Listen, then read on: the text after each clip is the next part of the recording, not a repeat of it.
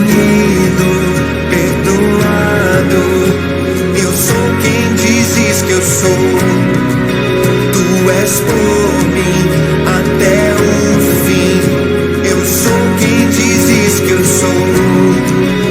Escolhido, perdoado. Eu sou quem dizes que eu sou. Tu és por mim até o fim. Eu sou quem dizes que eu sou.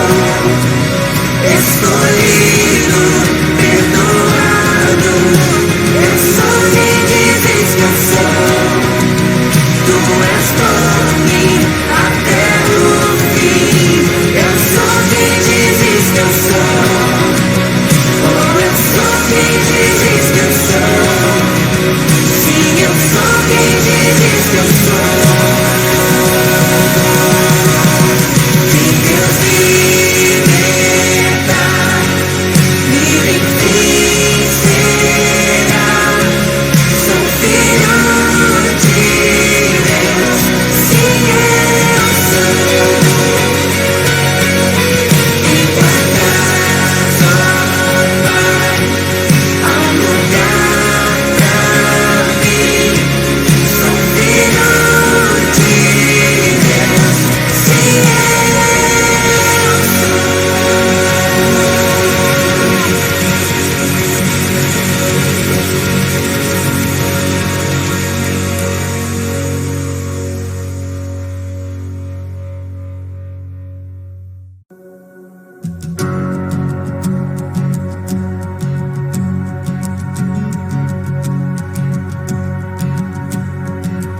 Quem sou eu para que o grande rei me receba?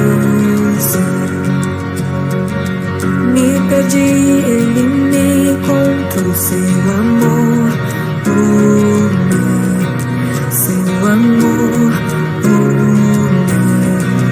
Que Deus liberta, livre enfim será. Sou filho de Deus, sim, eu sou. Sua graça me resgatou, me purificou. Quando eu era um pecador, morreu por mim. Sim, morreu por mim. Que Deus liberta, livre enfim será. Sou filho de Deus, sim, eu sou. Em tua casa, ó Pai, há um lugar pra mim. Sou filho de Deus, sim, eu sou. Escolhido, perdoado. Eu sou quem dizes que eu sou. Tu és por mim até o fim. Eu sou quem dizes que eu sou. Escolhido, perdoado. Eu sou quem dizes que eu sou. Tu és por mim até o fim. Eu sou quem dizes que eu sou. Eu sou quem dizes que eu sou. Quem Deus liberta, livre enfim será. Sou filho de Deus, sim, eu sou.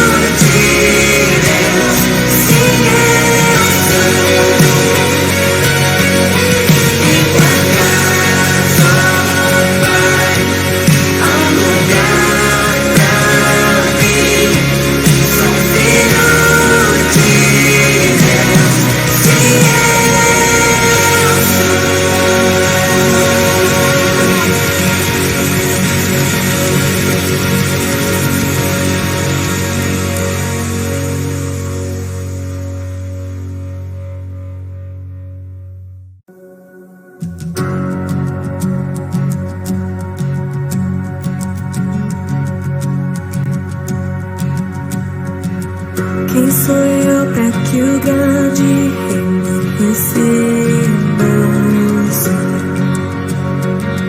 Me perdi, ele me encontrou, seu amor por mim, seu amor por mim.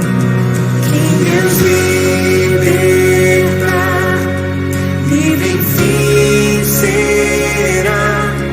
Sou filho de Deus, sim eu sou.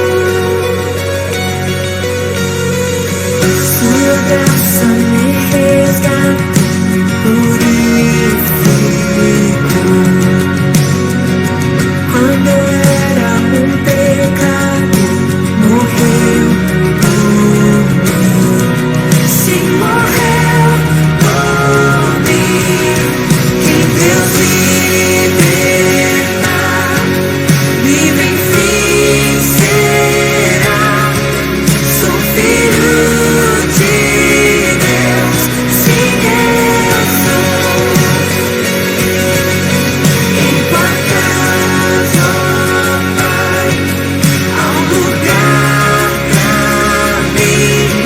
Sou filho de Deus, sim eu sou. Escolhido, perdoado, eu sou quem dizes que eu sou. Tu és por mim até o fim. Eu sou quem dizes que eu sou. Escolhido, perdoado, eu sou quem dizes que eu sou.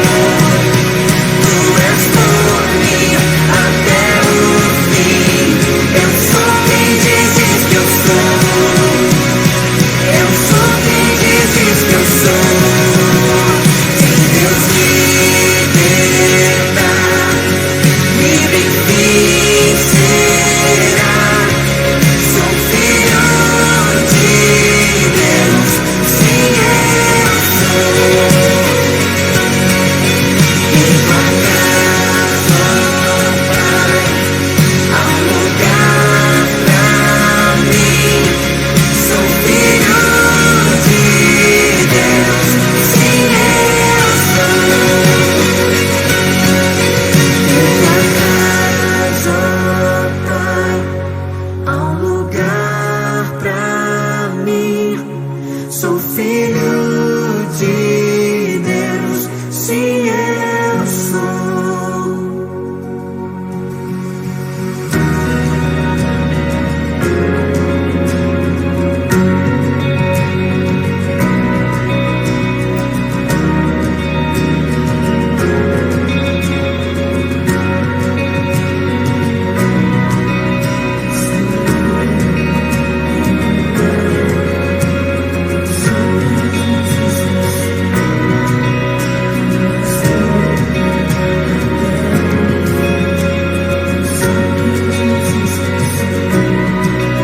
Escolhido, perdoado, eu sou quem dizes que eu sou. Tu és por mim até o fim. Eu sou quem dizes que eu sou. Escolhido, perdoado, eu sou quem dizes que eu sou. Tu és por mim até o fim. Eu sou quem dizes que eu sou. Escolhido, perdoado, eu sou quem dizes que eu sou.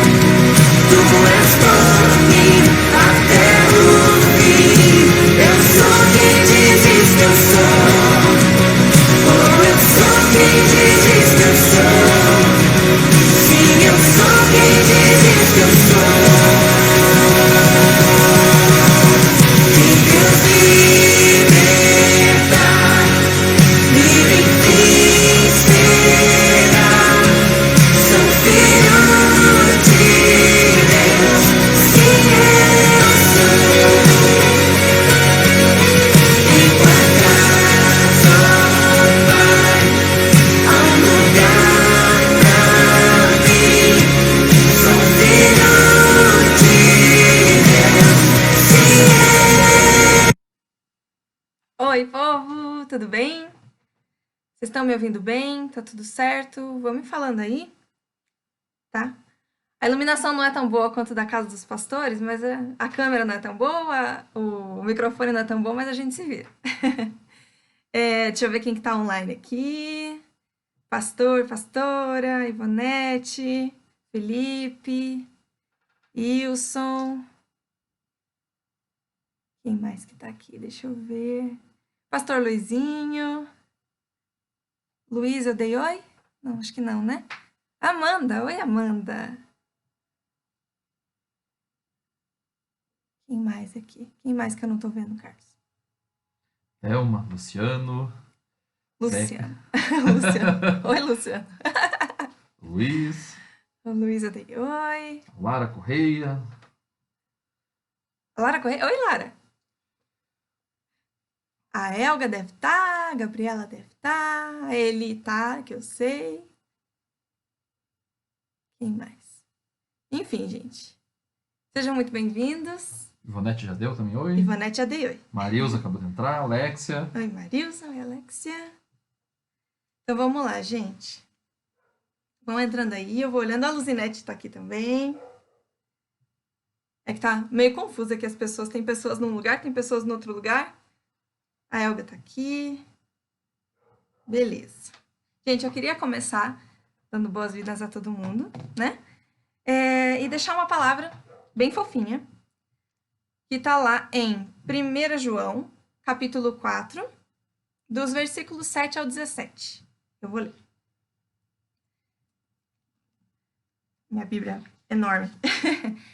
Amados, continuemos a amar uns aos outros, pois o amor vem de Deus. Quem ama é nascido de Deus e conhece a Deus. Quem não ama não conhece a Deus, porque Deus é amor. Deus mostrou quanto nos amou ao enviar seu único Filho ao mundo, para que por meio dele tenhamos vida. É nisso que consiste o amor. Não em que tenhamos amado a Deus, mas em que ele nos amou e enviou seu Filho como sacrifício para o perdão de nossos pecados. Amados, visto que Deus tanto nos amou, certamente devemos amar uns aos outros. Ninguém jamais viu a Deus. Mas se amamos uns aos outros, Deus permanece em nós, e seu amor chega em nós, à expressão plena. Deus nos deu seu Espírito como prova de que permanecemos nele e ele em nós. Além disso, vimos com os próprios olhos e agora testemunhamos que o Pai enviou seu Filho para ser o Salvador do mundo. Aquele que declara que Jesus é o Filho de Deus, Deus permanece nele e ele em Deus. Sabemos quanto Deus nos ama e confiamos em seu amor. Deus é amor, e quem permanece no amor permanece em Deus e Deus nele. À medida que permanecemos em Deus, nosso amor se torna mais perfeito. Assim teremos confiança no dia do julgamento, pois vivemos como Jesus viveu neste mundo. Deus ministrou meu coração com essa palavra hoje, no meu tempinho de oração, no nosso quartinho de oração. Eu gosto muito, na verdade, de ministrar sobre palavras de esperança e palavras de amor, ainda mais esse tempo que a gente vive, né? Nesse tempo de pandemia, eu sempre toco nesse assunto. Tá todo mundo com os nervos à flor da pele, tá todo mundo com dificuldade, tá todo mundo passando algum problema, alguma coisa, porque só o fato de ter que ficar em casa e medo de sair, e agora não é o momento, e já torna tudo muito mais tenso, né? Eu queria deixar essa palavra hoje dizendo que nós somos a casa de Deus, Deus habita em nós, e se Deus habita em nós, nós temos o amor, porque Deus é amor. O amor, claro, é uma escolha. Nós decidimos andar com Deus, nós decidimos amar, nós decidimos amar o próximo, ao contrário do que muita gente fala, e eu sempre falo sobre isso. O amor não é um sentimento, o amor é uma decisão, e a gente precisa amar a Deus e amar o próximo como nós mesmos. A gente precisa viver sempre esse amor, e a Bíblia fala que o amor se esfriaria de muitos, e nós não seremos esse muitos, né?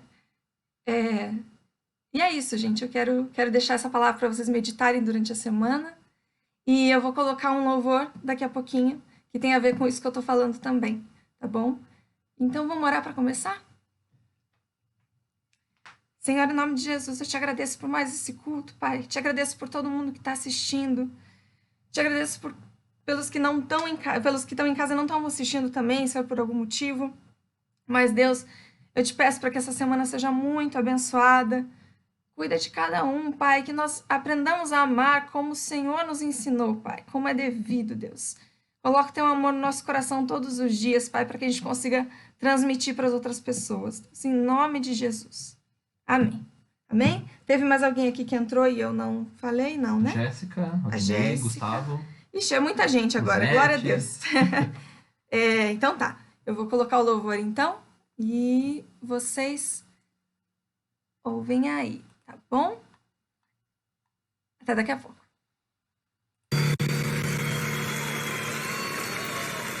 Quantos creem que o Senhor está nesse lugar? Diga amém. Você é casa de Deus. Você é templo do Espírito Santo de Deus.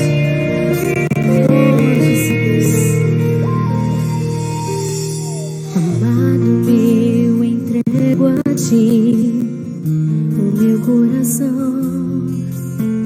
Espírito de Deus, eu sou Tua habitação. Sou morada adornada pela santidade.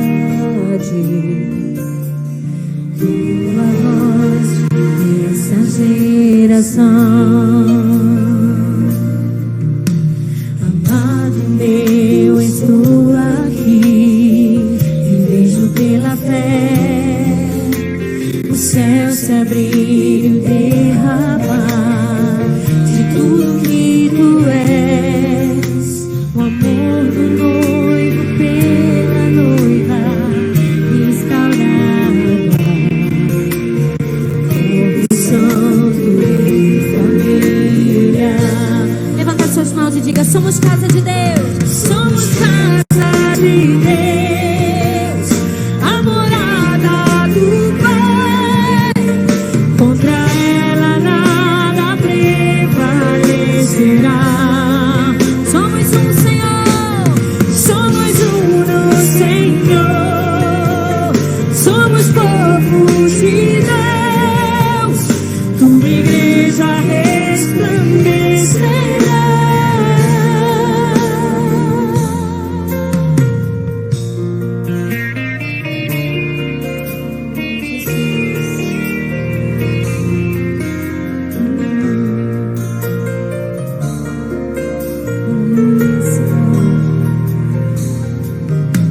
Amado meu, estou aqui e vejo pela fé o céu se abrir e derramar de tudo que Tu és, o amor do noivo pela noiva restaurada, corpo santo em família.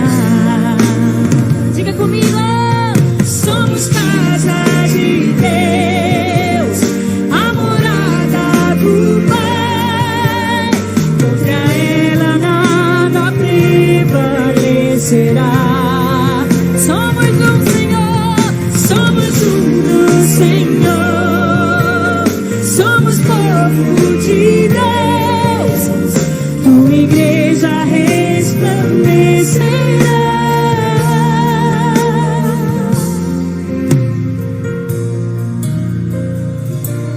Na Tua palavra identificarei a Tua palavra. Eu multiplicarei na Tua palavra. Identificarei a Tua palavra. Eu multiplicarei. Somos casa de Deus. Diga comigo. Contra ela nada prevalecerá. Somos um no Senhor, somos um no Senhor. Somos povo de Deus, Tua igreja resplandecerá.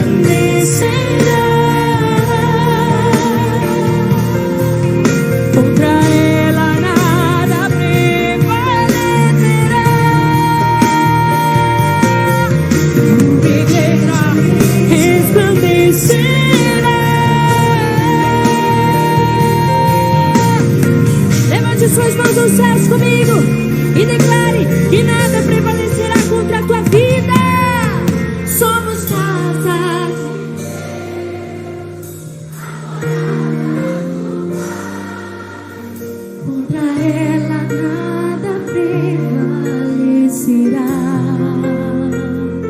Diga comigo: somos um no Senhor. Tua igreja resplandecerá.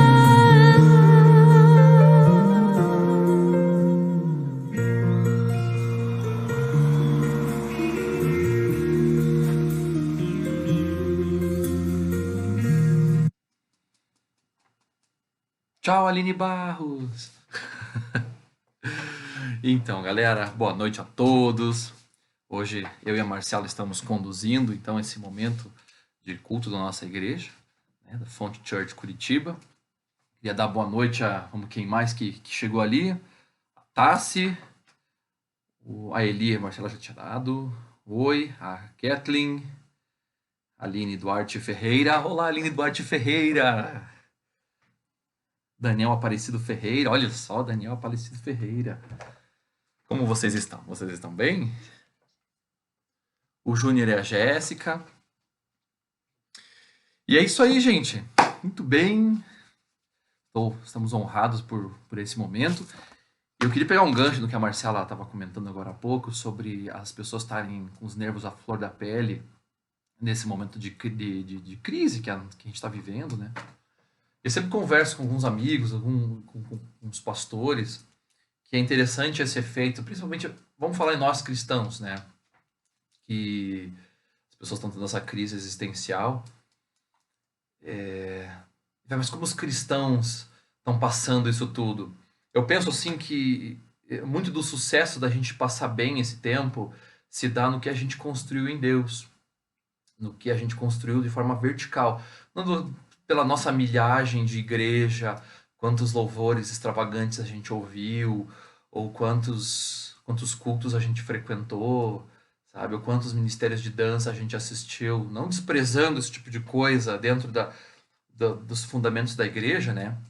Mas o que você viveu em Deus? O que você construiu que é sólido em Deus? Não do mundo da igreja em si, do ajuntamento solene, mas você em Deus.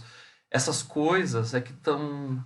É isso que, no final das contas, vai ser sólido para manter a gente firme nessa caminhada, né? Porque o que nós construímos em Deus fica, né? O que nós vivemos como igreja, de forma coletiva, eu entendo que é importante, essencial para a vida do cristão. Não existe um cristão que anda sozinho, que caminha sozinho, né? Que caminha isolado do grupo daqueles que congregam a mesma fé que você. Mas em certos momentos é só você e Deus travando batalhas. Daí aquilo que você galgou e construiu em Deus é o que vai fazer a diferença, né? Na hora do pra valer, né? Vamos dizer assim. E pensando nisso, o tema da nossa palavra de hoje vai ser o desafio de escolher o certo. A Marcela tá toda bonita, de cabelinho. E eu tô aqui assim, ó, camiseta do Star Wars. Né? Pra dizer assim, nossa, que descalado. Nós vamos explorar. Então, só repetindo, o nome é O Desafio de Escolher o Certo. Nós vamos explorar hoje esse tema do cristão ser constantemente pressionado a caminhar no caminho, por caminhos onde o erro, o caminho da desobediência, né? Como Deus nos faz vitoriosos nisso daí. E a gente vai explorar a história de alguns personagens da Bíblia que foram pressionados a fazer escolhas ruins. Amém? Então, o mundo que a gente vive, vamos falar Brasil, tá? Porque se a gente for falar o mundo, nós temos pequenas realidades, micro-realidades, onde as coisas funcionam às vezes melhor, às vezes pior. Bom, vamos falar assim, Brasil, tá? E o Brasil, ele tem uma imoralidade cultural, né? Ela é maculada com esse comportamento de levar vantagem, de enganar, de mentir, de cometer um ilícito, das pessoas estranharem que você tem uma atitude de nobreza, às vezes, sabe? E nós somos pressionados o tempo todo no trabalho, na escola, na vida cotidiana, nas relações com os outros. Nós somos pressionados a fazer escolhas que não agradam a Deus. Deus, através da sua palavra, ele expõe a sua vontade, ele expõe um conjunto de regras de conduta, ao qual ele diz pra gente: segue por aqui é bom. Se você seguir por aqui, você vai morrer. Fato. É desobediência. Não quero que você vá por aqui. A Bíblia, ela é recheada dessas coisas. Existem muitos pontos onde Deus fala assim que há caminhos que aos olhos dos homens até parece bom, mas no final eles levam à morte. Tem cara de bom, tem cheiro de bom, tem gosto de bom, mas leva à morte. A gente fica, não, mas eu quero, tá certo, mas é isso que tem que ser feito. E leva à morte. Tem outras coisas que a gente passa a batalha dentro da gente, né, do nosso íntimo. Ninguém sabe que você está sendo tentado em certas áreas para agir de uma maneira que não deve. Né? E só a gente sabe onde é que o calo aperta. E o mundo é entregue ao pecado e milita contra as coisas de Deus. É da natureza do homem fazer essas coisas. Então nós vamos lá para o primeiro ponto. Tananá. Vamos usar o exemplo de 4 personagens aqui: Davi, José, Daniel e Noé. Certo? Então vamos lá para Daniel e nós vamos saber esse exemplo de Daniel em 1 Samuel 24. 1 Samuel capítulo 24, versículo 3 ao 7.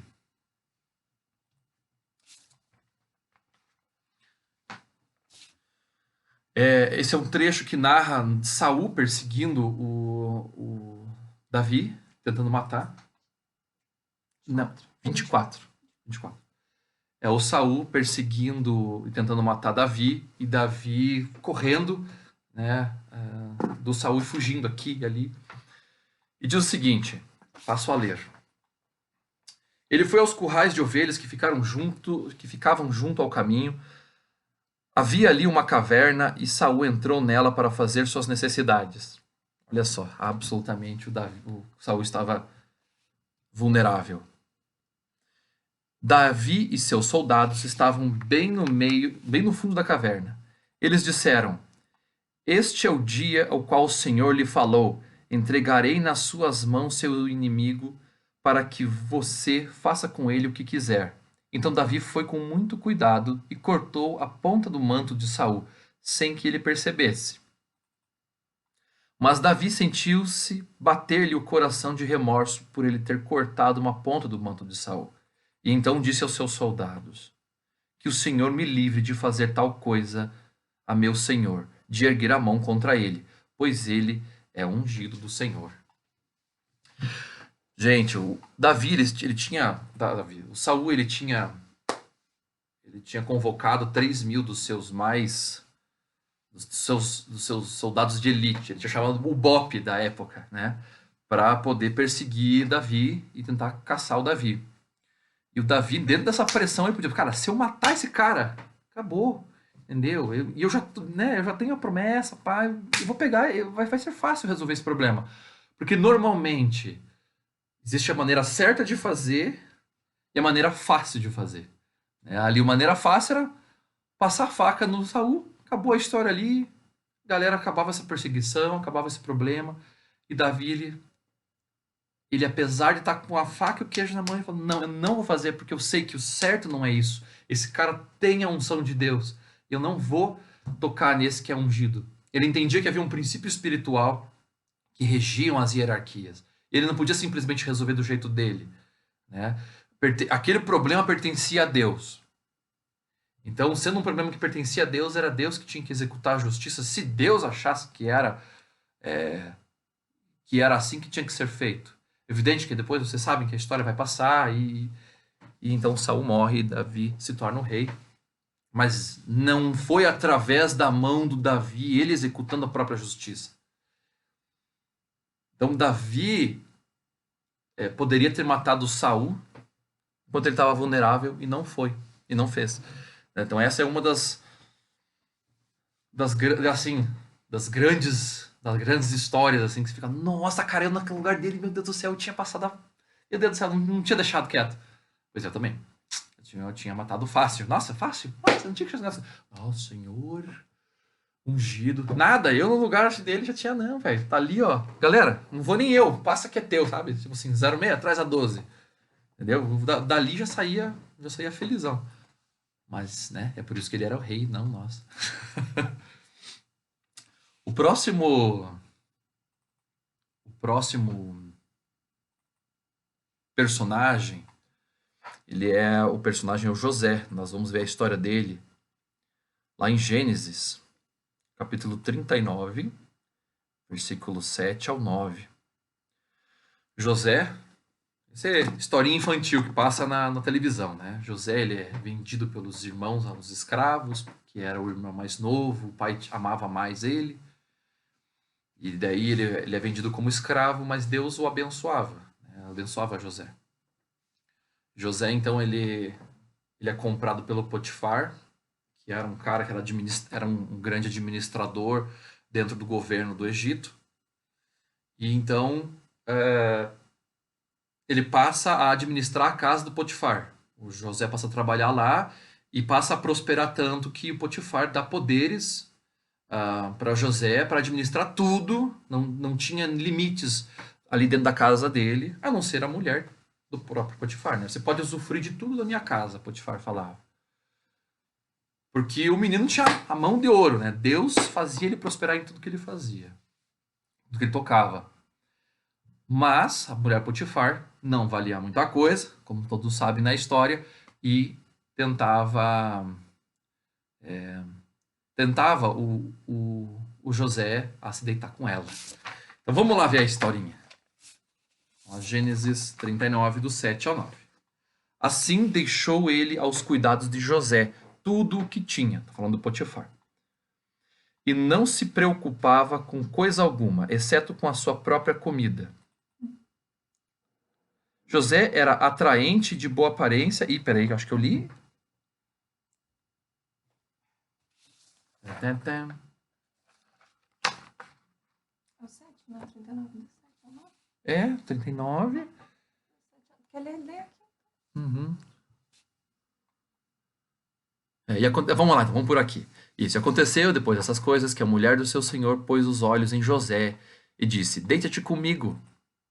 Porém ele recusou e disse à mulher do seu senhor: Eis que o meu senhor não sabe do que há em casa comigo, e entregou em minha mão tudo o que tem. Ninguém há maior do que eu nessa casa, e nenhuma coisa me vedou, senão a ti, porquanto tu és a sua mulher. Como, pois, faria eu tamanha maldade e pecaria contra Deus?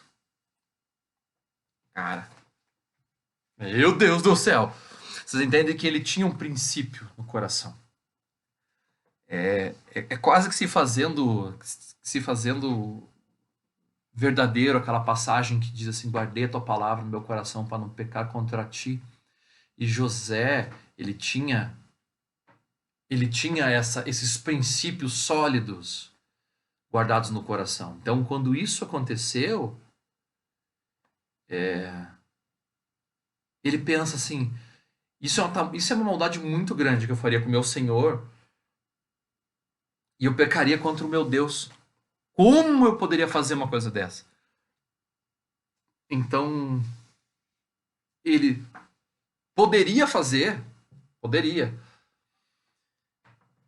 Potifar ia descobrir? Nunca. Cara, a mulher já tinha esse hábito de fazer essas coisas. Você percebe que ela já tinha arquitetado. Potifar provavelmente ficava dias fora, correndo atrás no serviço dele, que era um negócio pesado de administrar as coisas pro faraó. Você acha mesmo, se rolasse alguma coisa, o cara não ia sair. O cara ia poder ficar tranquilo nisso. Mas havia um princípio no coração. É errado. Mesmo que o mundo inteiro ache que é certo, mesmo que ninguém vai descobrir, continua sendo errado. E Deus, que é quem guia, que é quem me guia, é quem vai me julgar por dessas coisas, né? E eu não quero desagradar o meu Deus. Eu amo tanto o meu Deus que eu não vou desagradar ele. E essa é um dos grandes exemplos, assim, tipo, eu poderia fazer tudo errado. E escolhi fazer o certo. Gente, eu tô com... Exatamente, é assim que acontece, gente. Vocês sabem como é que é. Quando eu vou levar a palavra, eu pego minha enciclopédia aqui, de folhas, eu imprimo tudo, porque eu sou do povo analógico, de imprimir as coisas mesmo, né? Deixa eu ver. O Yasser apareceu, Rosana Manfrão, Dona Alice. Alice, Fernanda. a Fernanda, oi, todo mundo. Como diz o nosso pastor, oi, bolinho de Deus. Vamos lá então, gente. Para a terceira história, história de Daniel. Vamos ver se eu anotei certo agora. Daniel, no livro de Daniel, capítulo 1, do versículo 5 ao 8.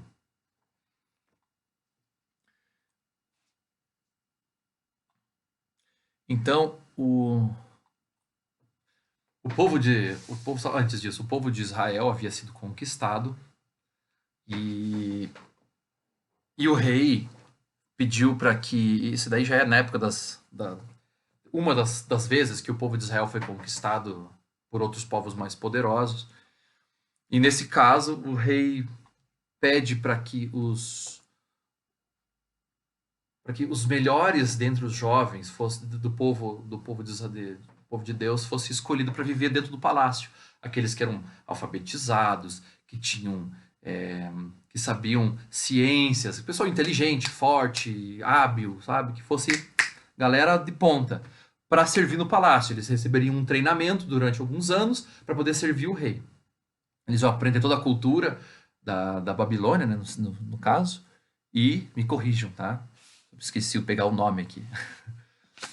E eles então serviriam ao rei. Só que uma das partes desse treinamento, né, no período desse treinamento, eles também poderiam comer da comida do rei.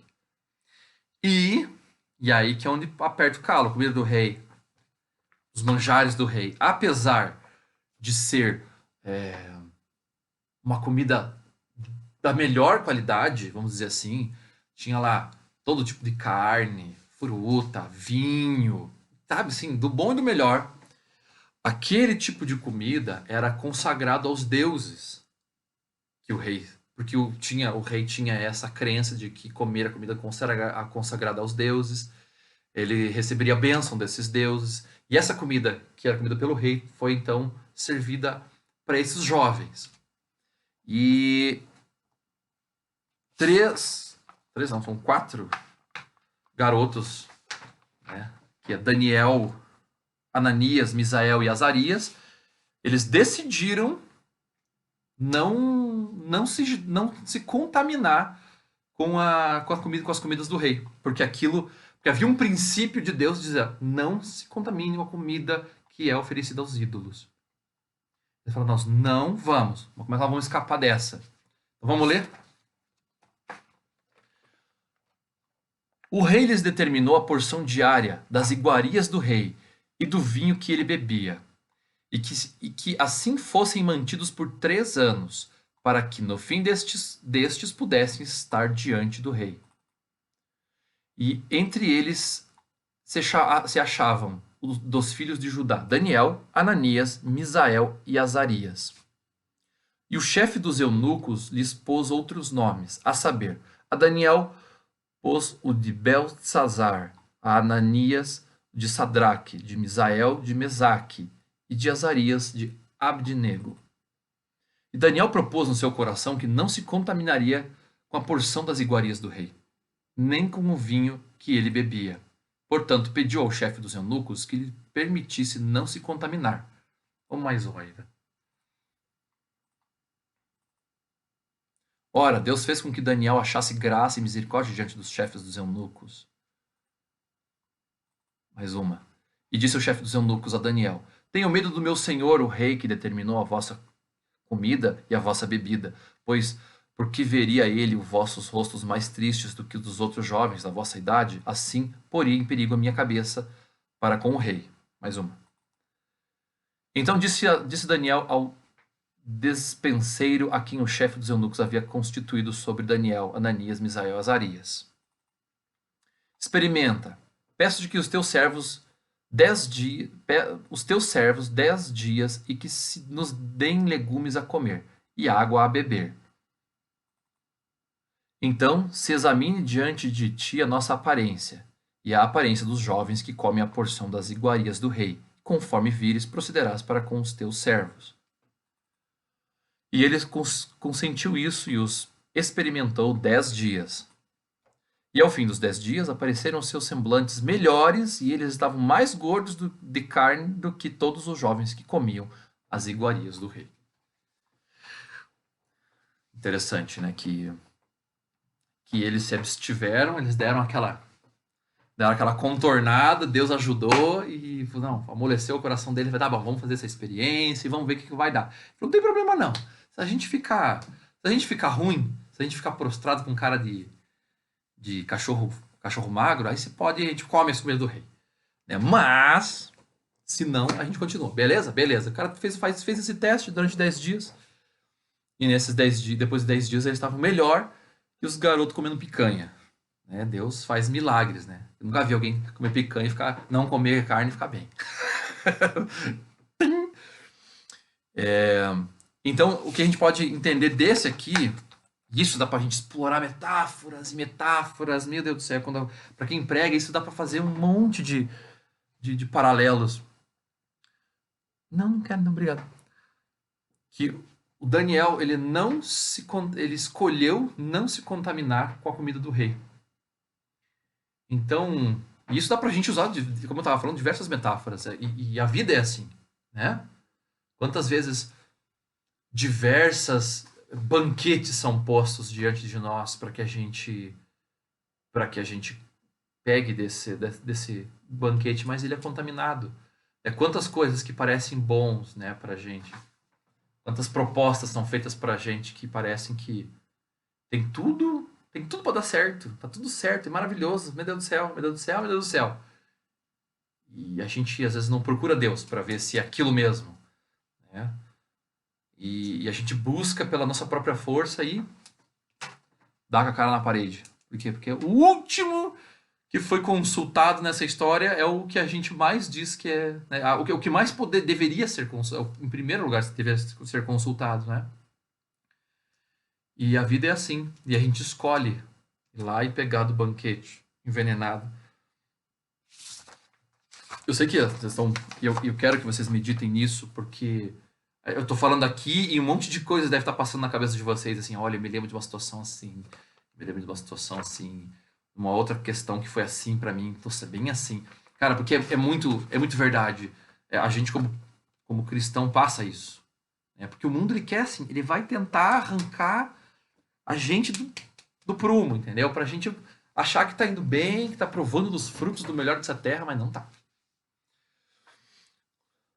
Quarto exemplo aqui de pessoa que poderia andar segundo o status quo e não anda. E não andou e se manteve firme. E Deus achou graça. É Noé. Lá em Gênesis 6, do capítulo 5 ao 11. Vamos lá? Vamos ler? Então tá. Começa assim.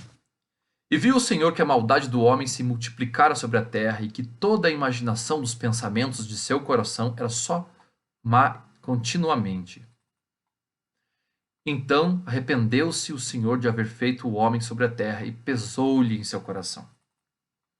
E disse o Senhor: destruirei o homem que criei de sobre a face da terra, desde o homem até o animal, até o réptil e até as aves do céu, porque me arrependo de os haver feito. Noé, porém, achou graça aos olhos do Senhor.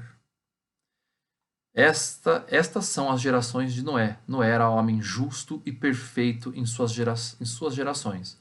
Noé andava com Deus.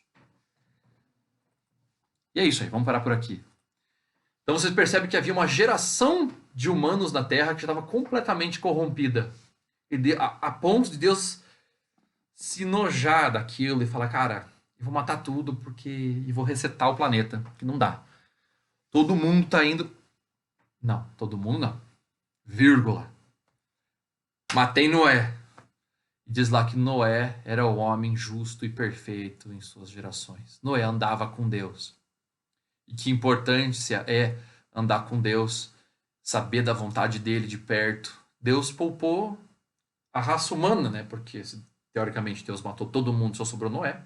Dali que se perpetuou a nossa espécie. Noé tinha tudo ele tinha o álibi perfeito. Eu penso assim, a desculpa perfeita que normalmente mais gente jovem usa, né? Ou pessoas imaturas usam, né? Mas todo mundo faz, todo mundo vai, todo mundo age assim, não é verdade? Noé poderia dizer assim, mas todo o mundo tá errado, né? Todo mundo faz, eu deveria também fazer. Ué, se tornou regra no planeta agir daquele jeito. Mas Noé se manteve firme diante do mundo inteiro. Sabe o que é louco? Não é do tipo assim, uma sala de aula que não gosta de você porque você é cristão. Ou do grupo do trabalho que tira sarro porque você se guarda pro casamento. Que é meia dúzia de gato pingado. Tô falando sobre um planeta! Um planeta cheio de gente. Entendeu? Então pensa. É um cara que nadou literalmente contra a maré. Né? E se manteve firme no Senhor. E o Senhor o poupou. Né? Às vezes a gente... Pensei nisso agora, gente. Não é incrível? Às vezes a gente pensa, eu tava pensando assim, cara... O mundo inteiro, só menos Noé. Que peso. Né? Marcela, eu não soltei o Moisés agora. Eu juro que eu soltei o Moisés agora há pouco na minha fala, não? Falei, deve ter falado Moisés. Não, depois eu vou rever essa pregação e vamos ver. Eu acho que eu soltei o Moisés. Do meio. Então, pensa, como é que a gente pode se manter firme, né? O que derrota a gente tão fácil? Quais são as caras? Como é que a gente sai desse caminho? A gente precisa primeiro esquadrinhar. O que normalmente nos leva a ser derrotados e não persistir? E quais são os pontos fortes para a gente ter êxito, né? Então eu fiz aqui 2 listinhas, porque eu adoro listinhas. Listinhas fazem com que a gente consiga pensar de forma departamentalizada, né? Porque a gente consiga administrar bem as coisas que a gente faz. Vamos começar com a listinha ruim. O que muitas vezes nos tenta impedir de fazer o certo? O que milita contra nós? O que faz com que a gente não escolha o certo? Ou impede da gente fazer o certo? Então, eu coloquei 7 pontos aqui que eu achei que são importantes, evidente que se a gente explorar um tema desse, dá para escrever 10 livros sobre os detalhes das minúcias do porquê que a gente, às vezes, não escolhe certo. E tem a psique humana, e tem as coisinhas e os pormenores. Não, vamos fazer um apanhado geral. E no decorrer da semana, na célula, a gente pode explorar isso. Né? E isso é legal. A gente pode ir direto para essas listas e explorar isso na célula. Vamos lá, gente. Vamos pensar nisso? Jéssica, Luzinete. Né? Vai ser bem legal a gente explorar esse negócio assim para ver onde que aperta o calo na gente. Né? A gente poder explorar isso melhor. O ponto 1.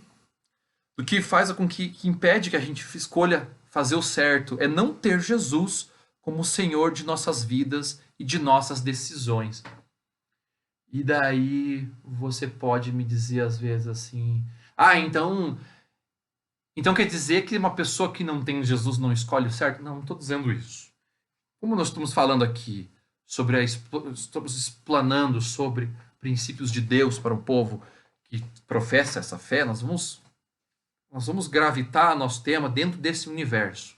Entende? Se a gente abrir demais, a gente vai, claro que existe um pensamento moral de causa e efeito, e é por isso que a gente não mata, e é por isso que a gente não rouba, parará. Não vamos entrar nesse mérito da questão. Mas, não ter Jesus como Senhor da nossa vida, e não permitir que Ele seja Senhor das nossas decisões, ajuda muito a gente a escolher o caminho errado, fazer as decisões erradas. Esse é um exemplo que a gente leu em todos eles ali. Davi só conseguiu, só passou o que passou com êxito por causa disso, porque ele tinha essa aliança com Deus, ele entendia os princípios de Deus, e Deus guiava as decisões dele. José foi a mesma coisa. Noé, a mesma coisa. Daniel, a mesma coisa. Nós vimos esses 4 exemplos, mas podemos falar de vários tantos outros. Né? Podemos falar Saul e os erros que ele não deveria ter cometido, podemos falar de Jesus, podemos falar dos apóstolos, vamos se ater nesses 4 exemplos. Mas porque eles tinham Deus como Senhor das suas decisões, e normalmente a gente se escorrega nessa, né? Porque a gente tem esse costume assim, de dizer assim, não, Jesus é meu Senhor. Gente, vamos entender uma coisa. Senhor é dono, certo? Porque não entendeu isso. Senhor é dono. Quando você vai e confessa assim, Jesus é meu Senhor e Salvador, o único e suficiente, parará. Você está dizendo assim, ó, ok, você não é mais dono da sua vida, dos seus sonhos, do seu tempo, das suas finanças, né? Então eu penso assim,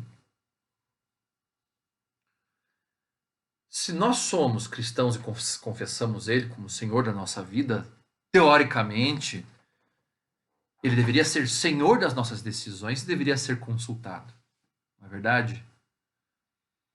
Quando a gente começa a...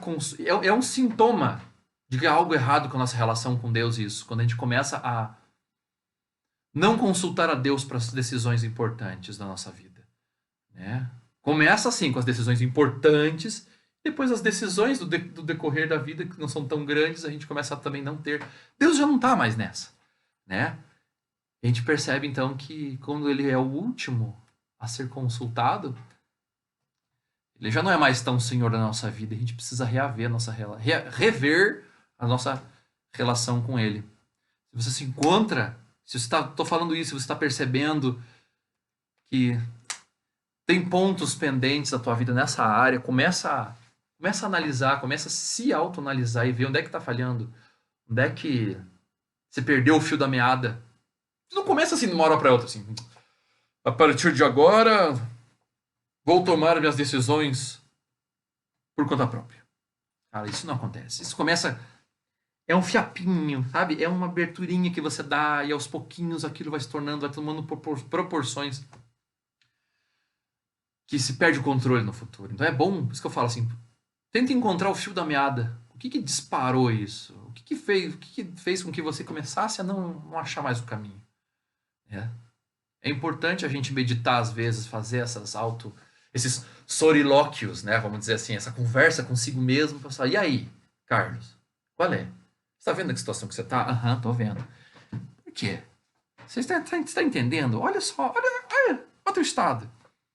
Como é que você chegou até aqui? Né? E é importante a gente fazer esse momento de conversar consigo mesmo, sabe? De conversar com Deus e pedir para que o Espírito Santo nos traga uma revelação daquilo, do caminho que era, o caminho que a gente está hoje, né? Isso é importante.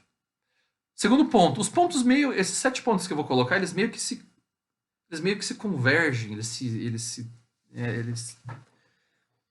conversam entre si, né? Eles são vasos comunicantes. Então, o ponto 2 é assim: não permitir a ação dele em nossas vidas. A mudança da mente, a santificação, o tratamento. Quando a gente não permite que Deus haja na nossa vida, a gente passa como a gente diz, a gente se converte e passa a caminhar com Deus. Mas não permite que ele se aprofunde em nós, não permite que ele abra certas salas escuras dentro do nosso coração e da nossa mente, não permite que ele trate pecados e comportamentos inadequados, não permite que ele mude a mente, como diz lá em Romanos, que nossa mente passe por uma metamorfose, passe a se ressignificar segundo as ideias de Deus. A gente não permite, sabe? A gente cria uma muralha e usa Deus e Jesus mais como um patuá, sabe? Um chaveirinho, assim, um pé de coelho, que você fica assim, ai, por favor, eu preciso ter sorte, eu preciso ter sorte. Sabe? Jesus não é Senhor. Ele não reina. Quando você reina, quando você tem um rei, ele precisa ter acesso livre à tua vida. Né? Deus quer curar a gente. Deus quer curar a nossa falta de confiança. Deus quer curar a nossa alma machucada por toda a história que a gente passou. Deus quer mudar a nossa mente, esses paradigmas que nós temos, quebrar e recondicionar para que a gente funcione segundo a vontade dele, segundo os pensamentos e os princípios do reino. E quando a gente não permite Deus agir dessa forma com a gente, facilmente nós estamos vulneráveis às armadilhas do inimigo. Que sim, existe um inimigo e ele vai tentar fazer a gente cair. Então, não permitir a ação de Deus na nossa vida faz com que nos tornemos vulneráveis. E isso é perigoso. Porque ao se tornar vulnerável, você começa a caminhar por caminhos de escuridão e quando você vê, você está tão longe de Deus que você já nem pertence mais a Ele. É algo muito sério. O terceiro ponto, foco nas circunstâncias. A gente não olha para as coisas de Deus e as coisas que Deus faz, mas nas circunstâncias. Muitas vezes a gente se afoba, né? Nós temos o povo do século XXI, principalmente, a geração do milênio agora, né? Sofre muito mais com isso. Mas a gente que é mais velho, paia, né? A gente também tem a gente começou a ter esse comportamento porque a gente permitiu que esse mundo tecnológico entrasse em nós, né? A gente entrou nesse ritmo. E a gente vive uma coisa chamada estresse tecnológico. E que a gente está sempre querendo as coisas rápidas e as coisas precisam funcionar de um jeito que a gente arquitetou, mas assim, não é nem assim, arquitetou de um jeito super complexo. Não, a gente simplesmente desejou algo, fantasiou, essa é a palavra mais correta. A gente fantasiou algo e quer colher esse algo daqui a muito pouco tempo. E não consegue. E a gente se frustra. Porque a gente olha as circunstâncias acontecendo e elas não parecem ser favoráveis para o sucesso de determinada coisa que a gente almeja. Então a gente fica olhando para a circunstância ao invés de confiar em Deus. E as coisas de Deus, elas possuem um processo para acontecer. Elas têm começo, meio e fim. E funcionam no tempo que Ele acha que deve, não no que a gente acha. E a gente fica com esse negócio de Isás, então precisa ser agora. E a gente percebe e acaba metendo o pé pelas mãos e toma uma decisão errada. Negocia princípios. Faz alguma coisa que às vezes vai nos envolver, tomar um tempo, que vai se tornar um ídolo na nossa vida, vai tomar o lugar de Deus, um emprego, um empreendimento, que antes você era... Já viram a história assim? Antes... Tem gente que assim, era super dedicado a Deus, ia na vigília, ia em tudo, e orava, e tinha, sabe, uma vida devocional top, evangelizava e tudo. E começa um empreendimento, um emprego, uma faculdade, dali a pouco essa pessoa desaparece. E daí dali a pouco você vai stalkear ele no Instagram, no Facebook, ele já tá longe de Deus. Já não é mais a mesma coisa, sabe? Por quê? Porque olhou para as circunstâncias muitas vezes e as circunstâncias fazem com que a gente fique ansioso. A Bíblia diz assim, não fique ansioso pelas coisas. Confie em mim. Sabe? Divida esse fardo comigo, eu carrego o teu fardo. Caminhe com outras pessoas da mesma fé para que você divida o fardo, para que ore junto, para que você converse, tenha uma perspectiva diferente, sabe? Que você se alivie nisso, não caminhe sozinho. Mas não, a gente quer fazer rápido, a gente quer o resultado, quer ir, porque é isso aí, porque daí eu quero tirar foto e postar no Instagram. E a gente acaba engendrando por caminhos que são completamente obscuros. Né? Então, foco nas circunstâncias, muitas vezes, então resumindo, nos deixam ansiosos, nos fazem tomar decisões baseadas nas circunstâncias e não na nossa fé ou no que é certo às vezes. Amém? Vou fazer aqui no Daniel. Posso ler um amém, galera? A Marcela tá me olhando tipo, não, Carlos, não faz isso. Quarto ponto, e isso é uma coisa que eu posso falar de mim e da Marcela. Falta de uma mentalidade de conquista. Muitas vezes eu percebo que as pessoas sofrem de uma síndrome de vira-lata. Vamos chamar assim. As pessoas sofrem de uma síndrome de vira-lata. Elas pensam, não posso. Sou pobre, né? Pobre é assim mesmo. Complicado, né? Porque, não sei, essas coisas aí, viajar pra Disney, coisa de rico. Né, Kathleen? Viajar pra Disney, coisa de rico? Não é, né? Não, já não tô falando da Kathleen, porque a Kathleen, ela é especialista em Disney, né? E por muito tempo eu e Marcela caminhamos debaixo dessa, como é que eu posso dizer? Debaixo dessa condição da mente de derrota. Sabe? Às vezes o pessoal, Carlos, você não vai trocar esse negócio aí? Não, isso é coisa de rico. Rico troca pneu de carro. Eu vou andando do jeito que dá. Sabe? Eu ficava assim, tudo eu botava essa pobre, aí sou derrotado. Por quanto tempo eu condenei a minha vida a uma dificuldade desnecessária por causa da minha língua, da condição do meu pensamento. Meu pensamento demorava a entender. Eu sou uma pessoa, quem me conhece mais de perto sabe que eu sou uma pessoa um pouco obstinada e às vezes eu demoro a mexer as coisas aqui dentro, sabe? E por muito tempo nós sofremos. Mas aí houve um divisor de águas na nossa vida. E eventos que fizeram a gente mudar a nossa mente, virar uma chave, literalmente virar uma chave de comportamento e pensamento onde nós entendemos princípios. Não assim, você é rico então porque você pensa que é rico. Não, não é isso, gente. Eu não sou esotérico. Quem pensa assim é esotérico, sabe? Mas existem princípios que conduzem você à vitória. Em um pensamento de derrota, você já sai derrotado. Você vai largar numa corrida pensando que você vai derrotar. Você acha que Usain Bolt, ele começa uma corrida, que é o maior campeão de corrida hoje, eu estou usando ele como exemplo. Você acha que ele começa uma corrida pensando que vai perder? Ele fala assim, eu vou quebrar os meus oponentes e vou deixar todo mundo para trás.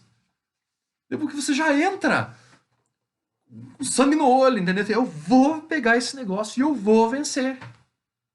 Entendeu? Claro que você no decorrer, você vai passar dificuldades, mas você não está condicionado a uma derrota já pré-estabelecida. E nós, como povo de Deus, não podemos admitir isso dentro do nosso meio. A gente precisa passar por essa transformação para que a gente destrave realidades espirituais na nossa vida. Nós somos seres espirituais, meu Deus. Então existem realidades espirituais que precisam da nossa condição para a gente, sabe, precisa assim, ó, quebrar aqui dentro, sabe, passar pela metanoia e vamos para frente. Acho que a confiança para que empreendimentos deem certo é algo que é essencial, sabe? Por quê? Mas o que isso tem a ver com impedir de fazer o certo? Que às vezes, por ser um caminho, por você estar com a tua mente tão engessada na derrota, você para de seguir certos princípios. Você já, tipo assim, você toma um caminho mais fácil. Tá bom, não vou brigar, não vou lutar. Porque às vezes você fazer o que é certo vai te pôr numa situação de indisposição com o meio. Você vai se indispor com pessoas, com situações, você vai se colocar numa situação de dificuldade, às vezes. Tipo, o teu chefe mandou assim, ó, fala que eu não tô, e você fala, ele tá. Você entendeu? Onde eu quero chegar? Você entendeu que o pau vai quebrar daqui a pouco quando você desligar esse telefone? Você entendeu que você se pôs numa situação onde você vai haver um enfrentamento? A pessoa que tá derrotada aqui, ela já, tá bom, ele não tá mesmo. E você começa a vender teus princípios muitas vezes, porque é mais fácil. Sacou? É aí que tá. Falta de uma mentalidade de conquista, dizendo assim, eu vou fazer certo, mesmo que isso me custe tudo. Vamos lá, galera? Eu vou fazer certo, mesmo que isso me custe tudo. E assim, gente, tem que viver nesse negócio. E nós percebemos que muitas vezes é um caminho mais difícil, é desconfortável muitas vezes, porque o mundo te pede para você ir para um outro lugar, mas é o certo. Então nós temos que ter um pensamento de conquista, nós vamos fazer certo, e nós vamos influenciar esse mundo a fazer certo, e nós vamos mudar a realidade ao nosso, tudo que está ao redor. Porque nós somos um povo de Deus, e o povo de Deus não se acovarda diante da dificuldade. Vamos lá. 5. Preocupação ou influência com a opinião dos outros. É a mesma coisa, gente. É a mesma coisa do tópico 4. O que os outros vão pensar? Né? Se eu não tomar mais... eu não quero beber numa festa, mas o que os outros vão pensar, né? Eu não quero fumar um baseadinho no meio da galera. Primeiro, o que você está fazendo na roda de baseadinho?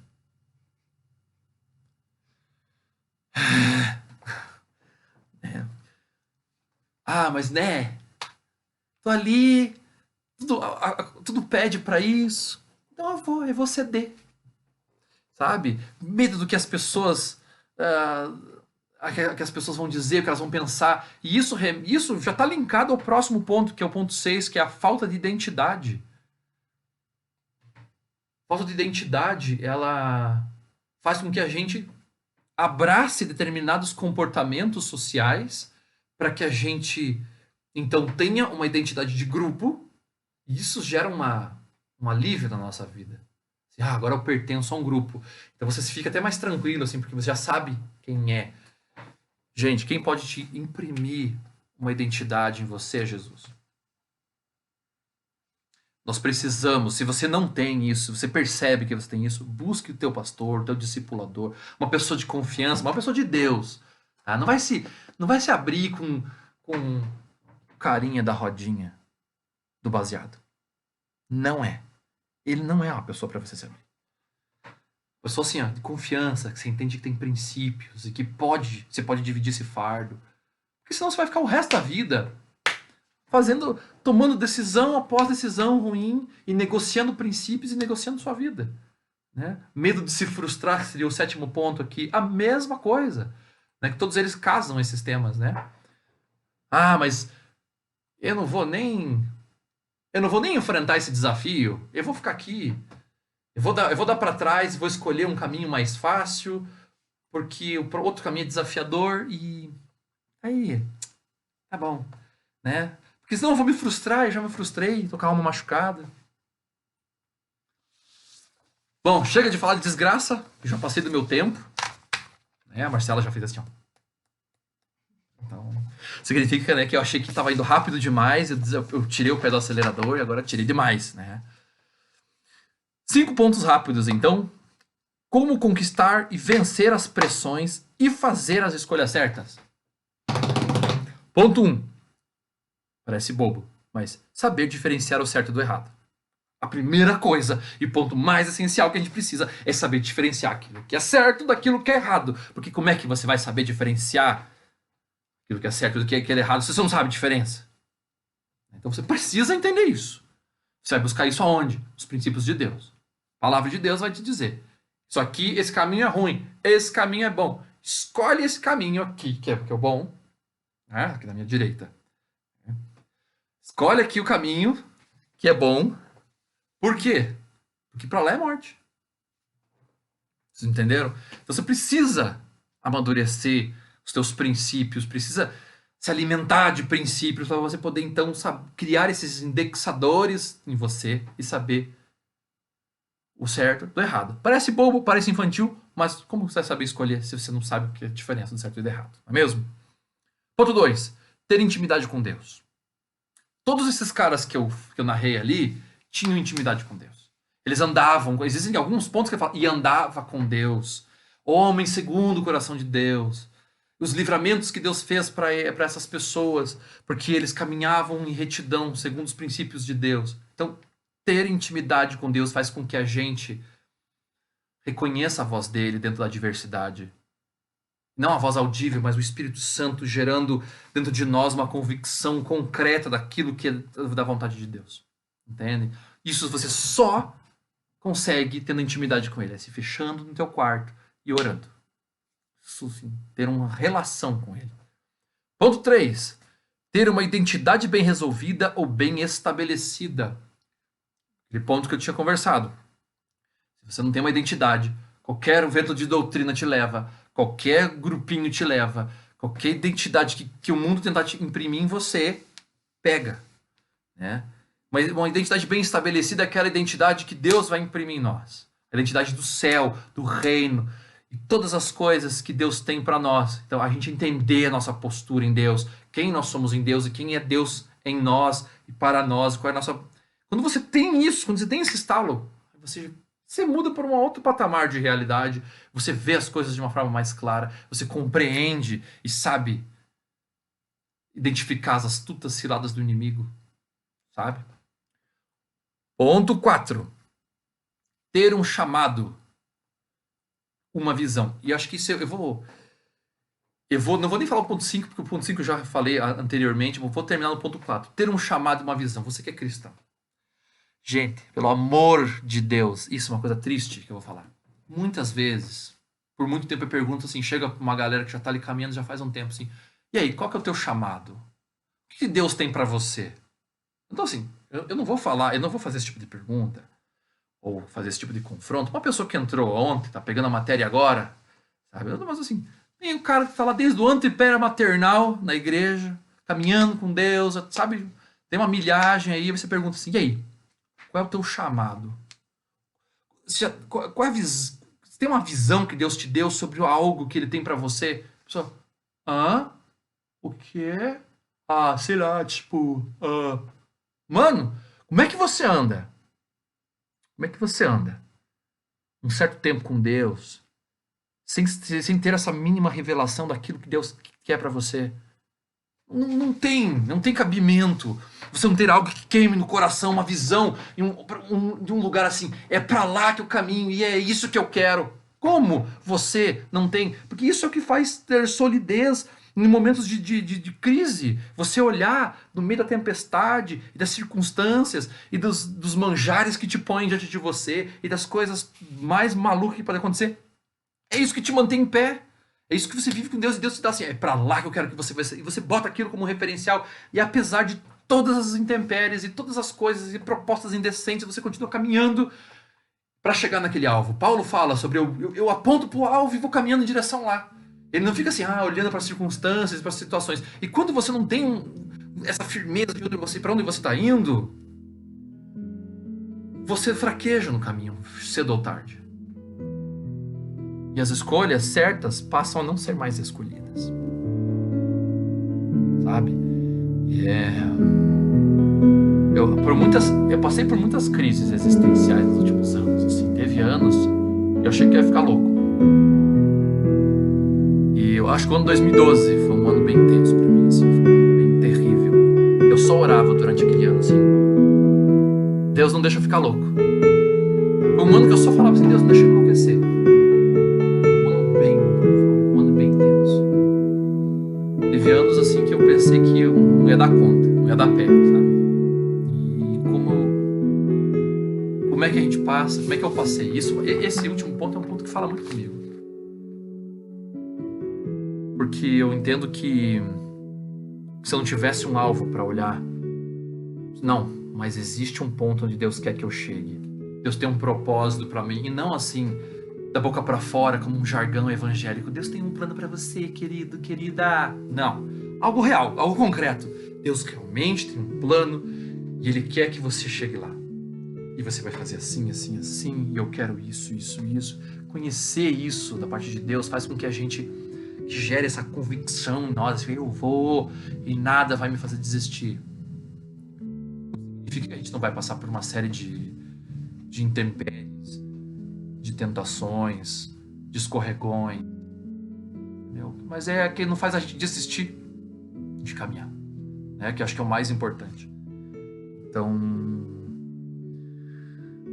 gente, esses são os segredos que eu passei aqui, meio por cima, mas são pontos importantes pra gente.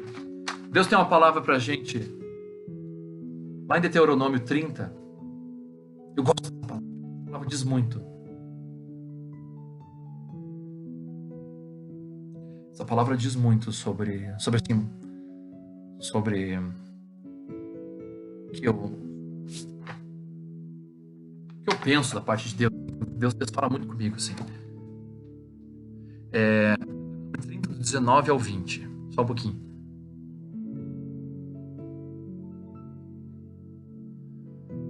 Diz assim. A gente vai pôr. Vamos lá.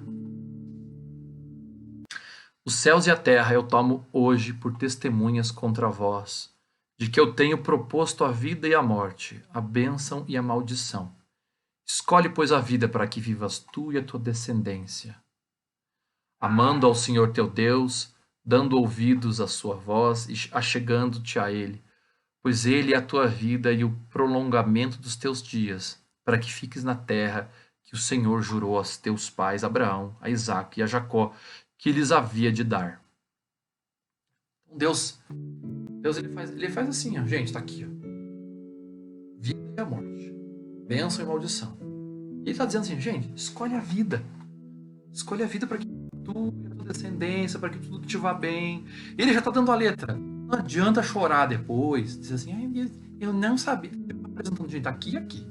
Tô falando pra vocês pegarem esse. Então que a gente medite nisso. Deus, o tempo todo, Deus não, mas assim, nós, na nossa caminhada, o tempo todo a gente está sendo tentado a fazer as escolhas. Podem nos tirar do caminho do Senhor, que a gente carregue esses princípios no coração para não errar. Amém? Muito bem, gente. Marcela sempre gosta de uns temas mais amorzão, né? E eu sempre venho com umas pauleiras assim. Tá bom, né? É a vida, né, Marcela? Tá bom.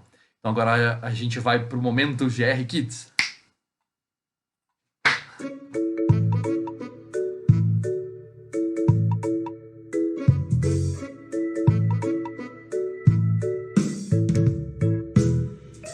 Deus está aqui, tão certo como o ar que eu respiro, tão certo como a manhã que se levanta, tão certo como eu te falo e podes me ouvir.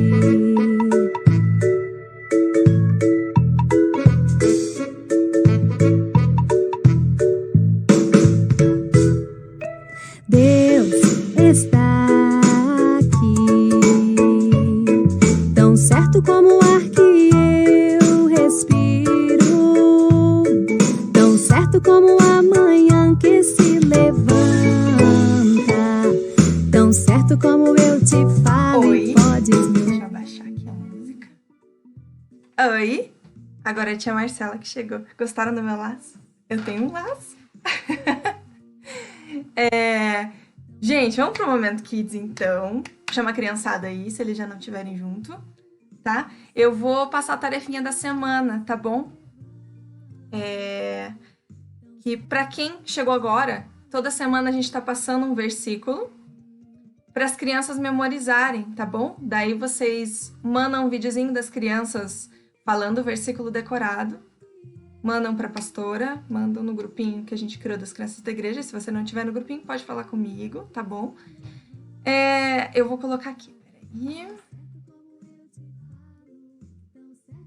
peraí.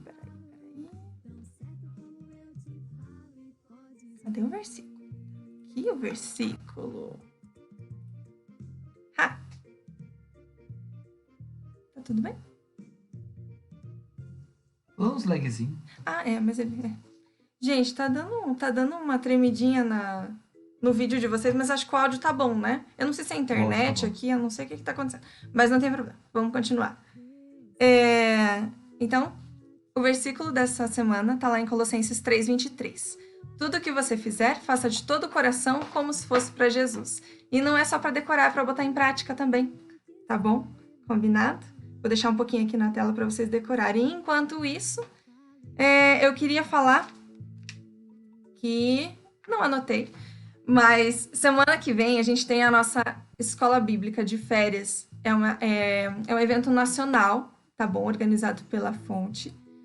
Mas não precisa ser só criança da Fonte, tá? A inscrição termina hoje à meia-noite, ainda tem umas horinhas para fazer a inscrição, então corre, tá? Não só o seu filho, mas seu neto, seu vizinho, seu sobrinho, qualquer criança que queira participar, vai ser sexta, sábado e domingo. Entre em contato com a pastora Aline, que ela passa todos os detalhes, faz a inscrição da criança, de todas as crianças que forem participar, e passa todos os detalhes e como que vai ser. Combinado? Então é isso, eu vou tirar aqui da tela. Aí agora o Carlos volta aqui.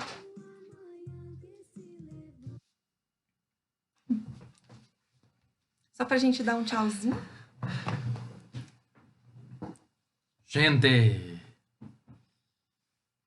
Testando aqui. Nossa, tá com bastante lag, né? Meu Deus do céu! Tá, eu não sei o que é, eu não sei se é a internet. Tá aqui tudo no vermelho. Pois eu não O sei. processamento tá tudo no vermelho aqui. Eu não sei. O importante é que todo mundo ouviu. Importante que todo mundo ouviu. Importante que... o que é importante é importante. Amém? Deu pra pegar o recado. E é isso aí, gente. Obrigado por todos terem assistido. Nós vamos orar finalizando. Deixa eu até tirar aqui. Vamos orar finalizando esse culto. Alguém tem algum pedido de oração? Ele tem um delayzinho. Vai ter um Vamos delay. orar. Quem tiver um pedido de oração, escreve aí embaixo que a gente ora durante a semana, tá bom? Tá bom? Muito bem, então, gente. Senhor Jesus, obrigado por essa noite. Obrigado por essa oportunidade de a gente compartilhar a tua palavra. Pedimos, Senhor, que teu Espírito Santo nos mantenha perseverantes no teu caminho, perseverantes nos teus princípios, para que possamos ser encontrados justos diante dos teus olhos, Pai. Em nome de Jesus, abençoa a semana de todos que estão aqui participando junto, daqueles que não puderam também, Senhor. E que possamos te conhecer cada dia mais. Nos abençoe, nos guie, nos proteja, Senhor, nos dê saúde. Pai. Em nome de Jesus. Amém. Amém. Amém. Então tá bom, galera. Então, tchau pra todo mundo. Uma ótima semana. Dê tchau. Tchau, amor. Agora eu vou interromper, tá bom? Tchau, povo. Helena. Tchau.